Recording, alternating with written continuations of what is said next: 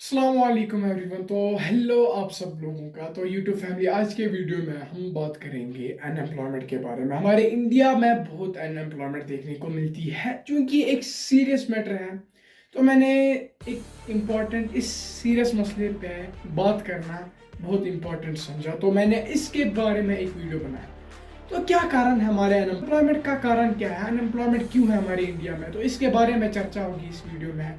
बनिए रहिए एंड तक इस वीडियो में। उम्मीद हो कि आपको ये वीडियो अच्छी तरह से समझ आएगा, और इसमें जो जो पॉइंट्स हैं, मेन पॉइंट्स हैं, मैंने बहुत सारे पॉइंट्स बताए हैं क्यों अनएम्प्लॉयमेंट, और उसका सोल्यूशन भी साथ में बताया है। तो ज़रूर इस पूरे वीडियो को देखिएगा। तो पहला जो हमारे पास प्रॉब्लम है वो कुछ रिलेटेड है हमारी इकोनॉमी से।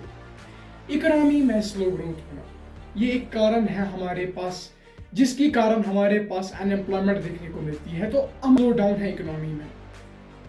इंडिया की इकोनॉमी बहुत सारे चैलेंज से फेस की है वो इन कुछ सालों के बीच में। 2018 से लेके 2024 तक हमने देखना पड़ा हमारे इंडिया की इकोनॉमी को यहाँ पर चैलेंज से फेस करना पड़ा, जिनमें से बहुत सारे चैलेंज हैं, जिनमें हेल्थ डिजास्टर्स भी हैं और नेचुरल डिजास्टर्स भी हैं, और बहुत सारे डिजास्टर्स भी हैं। कंज्यूमर डिमांड्स में हाई पीक होना या लोअर होना, और बहुत सारे ऐसे ही बहुत सारी वजह कह सकते हैं, जिनके कारण हमारे पास इकोनॉमी ऑफ इंडिया में एक डाउनफॉल देखने को मिला है। लेकिन अभी के लिए अगर बात की जाए, यहाँ पर हमारे पास इकोनॉमी में ग्रोथ हो रही है। लेकिन एक चीज़ हमारे पास एक मिसकंसेप्शन रहता है। मिसकंसेप्शन कुछ ऐसा रहता है कि हम रोज समझते हैं कि अगर इकोनॉमी में ग्रोथ हो रही है तो इसका ज़रूर मतलब नहीं कि हमारे एम्प्लॉयमेंट में भी ग्रोथ हो रही है। ये एक मिसकंसेप्शन है। अगर हम देखें इकोनॉमी के ग्रोथ का ग्राफ देखेंगे, और यहाँ से अगर हम एम्प्लॉयमेंट जनरेशन का ग्राफ देखेंगे, हम देख पाएंगे कि यहाँ पर इसमें और इसमें डिफरेंस रहती है। अगर इकोनॉमी ग्रोथ हो रही है, ये ज़रूरी गारंटी नहीं देता कि हमारे पास जो यहाँ पर एम्प्लॉयमेंट जनरेशन का ग्राफ है वो भी कर पा रहा होगा। थोड़ी बहुत डिफरेंस, थोड़ी बहुत इंक्रीमेंट देखने को मिलेगी, लेकिन इतनी भी देखने को मिलती नहीं कि अगर इकोनॉमी हमारे पास बहुत अच्छी तरफ से ऊपर जा रही है तो ज़रूरी नहीं कि एम्प्लॉयमेंट हमारे पास उसी रेट से ऊपर जाती हो। जो इसकी मिसाल मैंने 2024 में अनएम्प्लॉयमेंट इंडिया में अब देखने को मिल सकती है। तो इस चीज़ को, मिसकंसेप्शन को पूरा क्लियर कीजिएगा। तो अब मैं क्या कह रहा था, इंडिया में अनएम्प्लॉयमेंट इकोनॉमी को स्लो देखा जा सकता है, लेकिन इस स्लो डाउन का, इकोनॉमी के स्लो डाउन को क्लोजली रिलेट कर पा सकते हैं हम एम्प्लॉयमेंट के जनरेशन में भी स्लो डाउन होने से। लेकिन ग्रोथ से हमारे पास डायरेक्टली प्रोपोर्शनल, डायरेक्ट रिलेशन नहीं देखने को मिलता है कि इकोनॉमी ग्रोथ हुई तो यहाँ पर इकोनॉमी के साथ साथ हमारे पास एम्प्लॉयमेंट जनरेशन में भी ग्रोथ होगी। तो ये डायरेक्टली डिपेंडेंट नहीं है। तो इस बात को, मिसकंसेप्शन को क्लियर कीजिएगा। तो इस इकोनॉमी के स्लो डाउन से हमारे पास एम्प्लॉयमेंट जनरेशन में देखने को मिलती है कि यहाँ पर एम्प्लॉयमेंट जनरेशन बहुत कम हो पाती है, अनएम्प्लॉयमेंट देखने को मिल रही है। जो ये अनएम्प्लॉयमेंट है ड्यू टू ये हमारे पास इकोनॉमी में स्लो ग्रोथ डाउन, ये अंदर से एक बहुत लंबी स्टोरी लाइन है। अगर इसको मोटे तौर पे कुछ ऐसा देखा जाए कि यहाँ पर हमारे पास अनएम्प्लॉयमेंट देखने को क्यों मिलती है, अगर इकोनॉमी स्लो डाउन हुई है हमारे पास अनएम्प्लॉयमेंट देखने को क्यों मिलती है।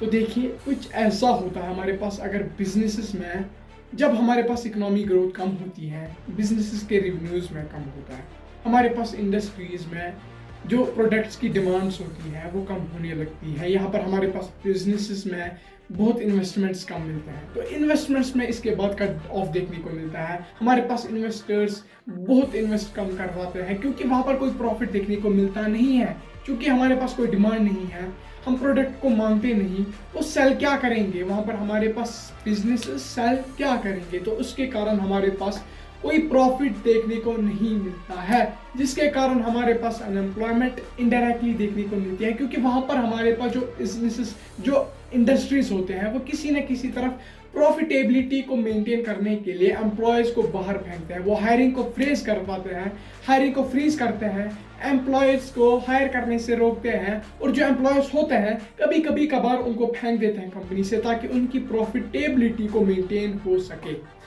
इसके बाद हम डायरेक्टली लिंक कर पा सकते हैं अनएम्प्लॉयमेंट क्यों है जब हमारे पास इकोनॉमी में ग्रोथ स्लो डाउन है या इकोनॉमी डाउनफॉल हो रही है। तो ये था कारण हमारे पास ये पहला। तो दूसरा कारण जो हमारे पास है वो कुछ ऐसा कह सकते हैं, हमारे एजुकेशन सिस्टम में फ्लॉप देखने को मिलता है। हमारे पास जो स्किल्स एक एम्प्लॉय को ज़रूरत है ताकि उससे हायर किया जा सके किसी इंडस्ट्री में, वहाँ पर गैप देखने को मिलती है। उसकी स्किल्स और जो उसने स्किल्स सीखी होती है और जो स्किल्स रिक्वायर्ड होती है इंडस्ट्रीज़ में, उसमें बहुत सारी डिफरेंस देखने को मिलती है। इंडस्ट्रीज़ में एक स्किल डिमांड की जाती है और उसको इंडस्ट्रीज़ में, एकेडमीज़ में कुछ दूसरी स्किल्स सिखाई जाती है, और यहाँ पर एक गैप देखने को मिलती है जिसकी वजह से वो इंडस्ट्रीज़ की और एकेडमिक स्किल्स को मैच नहीं कर पाता। वहाँ पर हमारे हमेशा एक मिसमैचिंग रहती है जिसके कारण बहुत बड़ी प्रॉब्लम रहती है। हमारे एम्प्लॉयर्स हमारे यूथ को एम्प्लॉय नहीं हो पाते हैं और जॉब्स हमको नहीं मिलती हैं। तो हम इस बात को एक कारण ठहरा सकते हैं। तो इसके अगर हम इसको देखें, एजुकेशन सिस्टम में फ्लॉप, एजुकेशन सिस्टम में हमारे पास इशू है, ये एक अपने आप में एक बहुत बड़ा वीडियो बनेगा। इसके बारे में भी हम कभी बहुत लंबे वीडियो में चर्चा करेंगे, पूरा देखेंगे एजुकेशन सिस्टम हमारे इंडिया में कैसा चल रहा है। इसी के कारण, इसी एजुकेशन सिस्टम में प्रॉब्लम होने के कारण हम देख पाते हैं कि बहुत सारे ग्रेजुएटेड यूथ्स हैं कि वो अनएम्प्लॉयड है, वो जॉब ढूंढ पाने के लायक नहीं है क्योंकि वहाँ पर उनमें स्किल्स की कमी रहती है। वो जॉब्स अगर ढूंढते हैं उन्हें जॉब्स नहीं मिल पाती। वो कारण क्यों है? क्योंकि उनके पास जो स्किल्स हैं वो मैच नहीं कर पाती जो उन्हें रिक्वायर्ड है इंडस्ट्रीज़ में। इंडस्ट्रीज़ क्या खाक उन्हें एम्प्लॉय करेगी क्योंकि उनके पास एक स्किल नहीं है, एक स्किल सेट नहीं है जो इंडस्ट्रीज़ में ज़रूरत होती है। तो ये सारी चीज़ें यहाँ पर कारण हैं जिसकी वजह से। इसके बाद हमारे पास जो बहुत बड़ी प्रॉब्लम है वो कुछ है स्ट्रक्चरल इश्यूज। हमारे पास स्ट्रक्चर में भी प्रॉब्लम है। स्ट्रक्चरल प्रॉब्लम अगर देखिए, ये एक शॉर्ट टर्म प्रॉब्लम नहीं है, ये एक बहुत ही लंबा प्रॉब्लम है। इसके लिए हमारे पास वेल प्लान्ड और सिस्टमैटिक प्लानिंग होनी चाहिए ताकि हम इस प्रॉब्लम को ट्रेस कर पाए और इस प्रॉब्लम को सॉल्व कर पाए।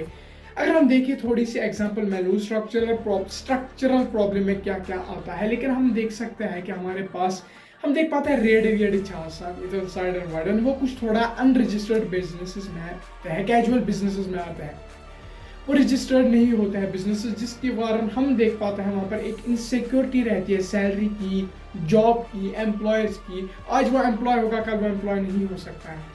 वहाँ पर एक इनफॉर्मल बिजनेस शुरू होता है जिसके कारण वहाँ पर डिस्टरप्शंस होती हैं जो असल में एम्प्लॉयर्स मांग पाते हैं, जो असल में इंडस्ट्रीज एम्प्लॉयर्स को मांग रही होती है, और जो वहाँ पर जो कैजुअली काम कर पाते हैं वहाँ पर एक डिफरेंस देखने को मिलती है जिसकी वजह से अनएम्प्लॉयमेंट इनडायरेक्टली देखने को मिलती है। यहाँ पर हम ऐसे तो नहीं कहेंगे कि यहाँ पर उसके कारण अनएम्प्लॉयमेंट होती है, उसके कारण एक अगर ऊपर से देखिए वहाँ पर एम्प्लॉयमेंट होती है, लेकिन इनडायरेक्टली वो कारण बनता है कि एक बड़े अनएम्प्लॉयमेंट के रेट के लिए, एक बड़े अनएम्प्लॉय होने के लिए वो एक कारण बनता है। तो इसको हम एक कारण ठहरा सकते हैं। इसके बाद भी बहुत सारे प्रॉब्लम्स हम ठहरा सकते हैं जिसके कारण हमारे पास अनएम्प्लॉयमेंट देखने को मिलती है, जिनमें से थोड़े छोटे हमारे पास पॉइंट्स हैं, छोटे कारण हैं जिन्हें मैं ठहरा सकता हूँ कि यहाँ पर अनएम्प्लॉयमेंट इंडिया में क्यों हो रही है। बहुत सारे कारण हैं जिनमें थोड़ी सी मैं बातें करूंगा, जैसे कि फॉर एग्जांपल हमारे पास इनएडिक्वेट इंफ्रास्ट्रक्चरल है। इंफ्रास्ट्रक्चरल हम ऐसे नहीं कहेंगे कि कोई डायरेक्टली इम्पैक्ट देखने को मिलता है हमारे अनएम्प्लॉयमेंट पे, क्यों हमारे पास अनएम्प्लॉयमेंट देखने को मिलती है, लेकिन इनडायरेक्टली किसी न किसी तौर पे, किसी न किसी कारण पे हम देख सकते हैं कि यहाँ पर अनएम्प्लॉयमेंट देखने को मिलती है इनडायरेक्टली, लेकिन ऐसे डायरेक्टली तो नहीं देखने को मिलती है। फॉर एग्जांपल ट्रांसपोर्टेशन में फ्लॉपिंग देखने को मिलती है। ट्रांसपोर्टेशन एक हिंडर देता है हाईवेज को, रोड्स को। अगर वहाँ पर कोई इशू होता है वहाँ, उसके कारण हमारे पास प्रोडक्ट्स को यहाँ पर एक्सपोर्ट, ट्रांसपोर्ट, इंपोर्ट विम्पोर्ट करने में थोड़ी प्रॉब्लम रहती है। इनडायरेक्टली इकोनॉमी पे भी अफेक्ट करता है और इनडायरेक्टली फिर ये हमारे पास एम्प्लॉयमेंट जनरेशन पे भी अफेक्ट कर पाता है, जो इसके कारण हमारे पास अफेक्ट रहता है कि हमारे पास अनएम्प्लॉयमेंट क्यों है इंडिया में। तो इसके बाद हमारे पास डिजिटल नेटवर्किंग भी है। फॉर एग्जांपल नेटवर्क, इंटरनेट के कारण इस अभी देख सकते हैं मॉडर्न जनरेशन में, फॉर एग्जांपल यहाँ पर सारा कुछ डिजिटली ट्रांसफॉर्म हो रहा है, इंडस्ट्रीज डिजिटली ट्रांसफॉर्म हो रहे हैं। तो इसके कारण हमारे पास इंटरनेट कनेक्शन का, डिजिटल कनेक्शंस का होना बहुत ज़रूरी है। अगर इसमें कोई फ्लॉप देखने को मिलती है जो इंडिया में देखने को अभी मिल रही है, इसकी वजह से भी अनएम्प्लॉयमेंट देखने को मिलती है, क्योंकि इंडस्ट्रीज पूरी तरफ अच्छी तरफ काम नहीं कर पाएगी, जिसकी वजह से अनएम्प्लॉयमेंट देखने को मिल सकती है। और इसके बाद अगर हम देखें अनएम्प्लॉयमेंट क्यों है हमारे इंडिया में, वो कुछ ऐसा कहा जा सकता है, हमारे पास एनर्जी रिसोर्स में बहुत कमी देखने को मिलती है, पावर सप्लाई पूरी देखने को नहीं मिलती है हमारे पास। Power supply for example electricity, यहाँ पर वाटर सप्लाईज में भी बहुत कमी देखने को मिलती है। बहुत सारी इंडस्ट्रीज कंप्लेन करती हैं, बहुत सारे कंपनीज कंप्लेन करती हैं कि हमारे पास एक कंटिन्यूस, एक इनएफिशिएंट पावर सप्लाई रहती है, उन पे पास एफिशिएंट पावर सप्लाई नहीं रहती, जिसके कारण एक इनडायरेक्टली अनएम्प्लॉयमेंट जनरेशन रहती है, क्योंकि वहाँ पर एक एम्प्लॉयमेंट जनरेशन रहनी चाहिए लेकिन वहाँ पर अनएम्प्लॉयमेंट जनरेट होती है। बहुत बड़ी प्रॉब्लम जो है हमारे पास। चूंकि मैं इसके बाद 5वां पॉइंट डिस्कस कर रहा हूँ, अभी हमने देखा है, सबने सुना होगा कि इंडिया की 60% पॉपुलेशन एग्रीकल्चरल में है, वो एग्रीकल्चर करती है, वो एम्प्लॉय है एग्रीकल्चर में।